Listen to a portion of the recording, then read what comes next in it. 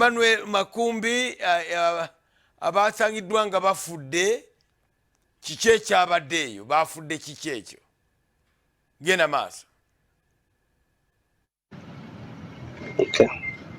Okay. Neyanziza nnyo mukulu Senkubuge mwasuze mutya eno yo embale twasuze bulungi okujjako nti over the weekend wabaddewo ebintu ebyenjawulo ebyabadde byesitaza abatuuze naye zonna ziba nteekateeka za Katonda. Waliwo abayizi babiri abeetuze over the weekend era nga babadde mu masomero ag'enjawulo. Olw'obulungi lw'amasomero gano tetujja kubanga twatuukiriza amannya g'amasomero kuba kiyinza okutattanya ensoma y'abaana abaliko n'abalala okuba nti batya okugendako, naye nga abaana babiri beetugidde masomero ag'enjawulo wano mu kibuga Mbale era nga yo poliisi yavuddeyo ne report mukulu ono omwogezi Roger Saitika gyagenda okuba nti atuwa kiki ekyaviiriddeko abaana bano okwetuga n'ekirala beetuze bwetuze baba batuze butuzi kyekyo ekimuleesezza olunaku olwaleero asobole otubuulira. Mukulu Saitika nsanyusa okulaba amannya. Amanya nze Superintendent of Police Taitika Rogers omwogezi wa poliisi mu bitundu bya Bugisu wano. Ntwala omukisa guno okubuuza ku Jimmy ne mwannyina ze full figure nti mwebale tuweereza era tusiima byonna naye ffe nga security wano mu bitundu bya Bugisu si wabi okujjako nga wootegezeza eggwanga nti twafunyemu ebikangabo eby'abaana ababiri abafudde mu masomero ag'enjawulo. Twafiiriddwa omwana wa myaka 17 ono abadde asoma kibiina kya 8 mu bitundu by'e Busiwa eyo mu secondary school, abadde mu bitundu by'e Busiwa eyo ng'asoma mu secondary mu ssomero eyo. Yasangibwa nga yeetuze ate wano mu kibuga Mbale City nebeerayo omwana abadde asoma obwa nansingi naye nasangibwa nga yeetugidde mutoyi myaka 23. Ono Fred Wadada myaka 23 yamaze okulya bulungi ekyeggulo ne banne bamala preps zonna na udisa banne nti bagenze kola ki bonna kwebaka naye unfortunately kumakya ono omwana nasangibwa mutoyi nga yeetugidde mutoyi ng'alengejjera mutoyi nga akozeseza vesti. Kino okukikakasa abakugu bamaze dde okola postmortem report okuva mu sitemo kyale wano e Mbale era nekikonfaminga nti ono omwana yakoze eki yeetuze. Okutwaliza wamu kibi nnyo nti twakafiirwa abaana abawerera ddala 4. Twafiirwa omwe Namisindwa myaka 18 era naye nga kwetaga ono yali mwana wa buwala naye ng'asoma senior 3.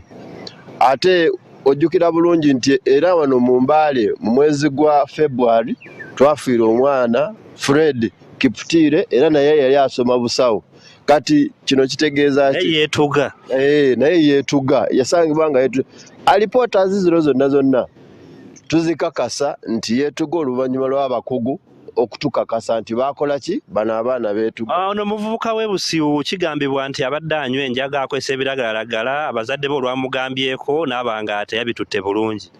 Actually okusinziira ku maama we Akiding yatutegeezeza nti ono omwana yavudde ku ssomero n'akomawo ewaka ati n'amu approach ocekinga baaga nga mulimu ebintu ebiragalalagala okumunenya ye yakitutte mu mutima mukyamu nti ABCD.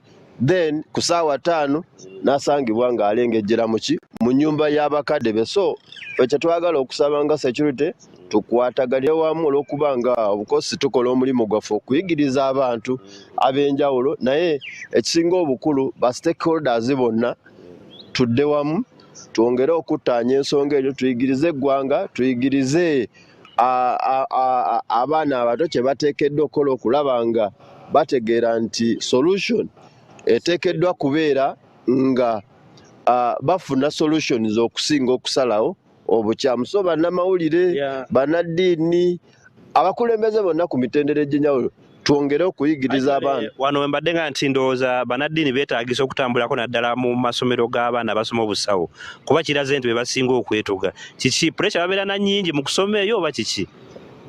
Teri pressure yonna ekulagira nti oteekeddwa kwetta.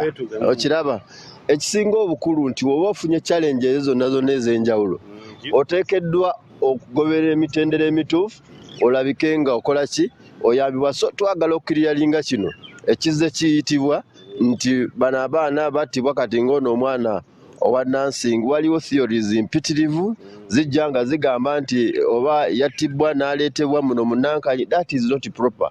Postmortem report okusinziira ku dokita waffe omukugu Dr. Rubanza Barnabas owa Eastern Region yamaze okwekebejja abaana bano era n'akirulinga wali foul play yonna. So tukole omulimu gwaffe wetujja okikola tujja kubeera nga tubeera ne situation ennungi abaana basome bulungi. Fwe twagala obbasaba nti ebirungi byo biri mu maaso bafokasinge ku misomo gyabwe bajja kunyumirwa. Anti abasinga okugamba babonaabona kati babonaabone ku masomero nga bagamba naye ate bajja kwenjoyinga nga beesalirawo bulungi mu biseera ebijja. Kale mukulu Taiti katweyanziza mukulu Ssenkubuge ndowooza sijja kusukkawo awo bye tusobodde okufuna okuva eno mu bitundu by'Embale naye nga kutwaliza wamu mukulu yagambye security yo nnungi okuggyako bino bye tulinawooko. Byebyo kankuddiza omuzindaalo ne mwanyina full figure musobole okweyongerayo.